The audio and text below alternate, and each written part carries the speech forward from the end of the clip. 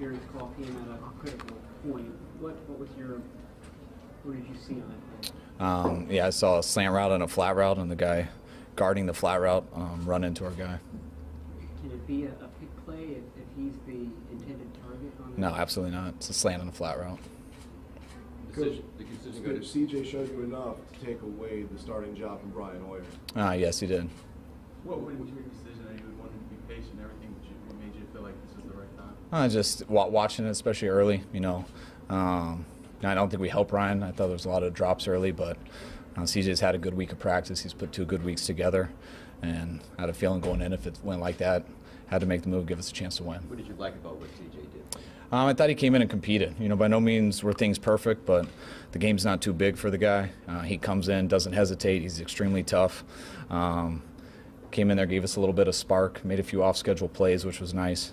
And the main thing is, we'll watch the film. It wasn't perfect, but when you got a tough guy who hangs in there and competes, I think he'll learn from it too. Did you tell him maybe this might be a chance we get you in like yesterday or this week? No, I haven't told him. I mean, I tell him each week to be ready and prepare that way. So I've wanted him thinking that since, the first game, because whether you're playing it or not, that's how you have to think as a backup. That you're one play away from an injury. So I try to keep the same temperament and mentality with those guys all the time, but I knew this week was about time. When did you see a spark from the rest of the team once you got in, kind of how everybody responded to it? It's hard to say.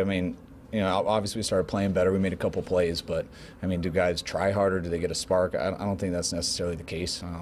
You get a few explosives, takes a little bit of pressure off people, and you get more confidence as it goes. What would you like to see from him moving forward? Just to get better, to go look at this film hard. Anytime you get those valuable reps, especially as a rookie, it's you're going to have some good plays, you're going to have some bad plays, and it's how you respond to those that makes these NFL quarterbacks and gives them a career. So I'm really looking himself hard, figure out how he felt during the time, how it looks on tape, and how he can make those adjustments going into next week. How difficult or challenging is it to make decisions to move on from veterans? You're trying to win, but you're also trying to rebuild at the same time. Just how hard is that for a coach when you're trying to do all that at the same time?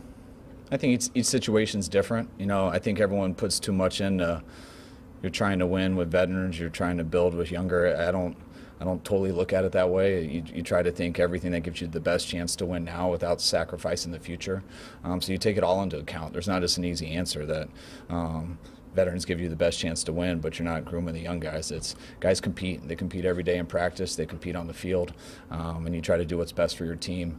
That gives you a chance to win every week, and that will allow you to get better as the season goes. Was Ruben a late scratch before the game, or you wasn't ready to go? No, I decided yesterday. It was something that it was a tough decision, definitely one that was hard for me. But just watched him throughout the week. I think we needed to give him another week. We've been saying this for a couple of weeks now, but it's unprecedented, the slim margin by which you guys have lost the last 5 games.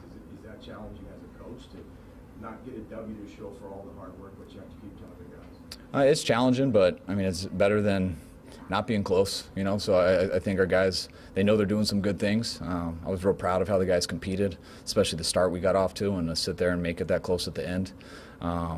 But I think we need to, like I've said the last few weeks, we have to do right, and we have to do right longer. If when we get in a lot of these close games, and I know guys are disappointed with how things went at the end, but you only can worry about things that you can control, and we can't control all of that. What you can't control is, catching the ball, making those plays earlier in the game, trying to avoid some of the situations we've come in late, where sometimes it's in other people's hands. So just challenge the guys hard. That I was proud of how they fought, but again, we got to keep getting better.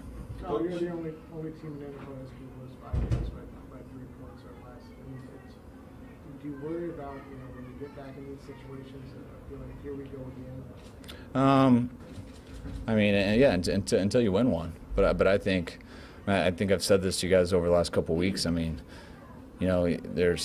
You don't have to classify it as a negative or a positive. You can make it into a positive, and we're in a situation that not a lot of people have been in.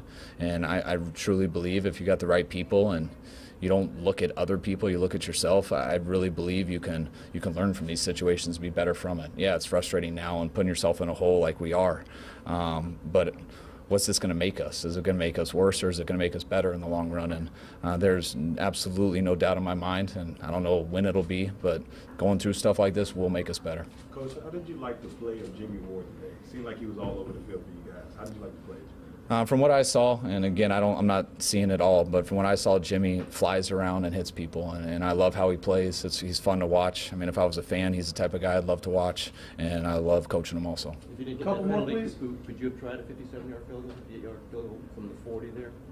Yeah, we would have tried it. Yeah, definitely would have tried it. I think we had another down too, so I think if we didn't get that building, I felt pretty confident that we would have had a blitz man coverage, and I think there was a great chance we would have gotten the next one. If it was just an incompletion, I was pretty confident we were going to get on the next play. What was your thoughts on how Kirk Cousins played for Washington? I didn't really watch much of Kirk. There was a rotation between Okello and Rashard Robinson. Was that a planned rotation? Yes. Yeah, we had the same plan last week also. McKellar just went down early in the game. So. There were reports during the week that you guys were talking trade about Carlos Hyde. What do you have to say to that? And did you have to talk to Hyde at all during the week? No, that's absolutely 100% false. There's nothing true about that. Last one?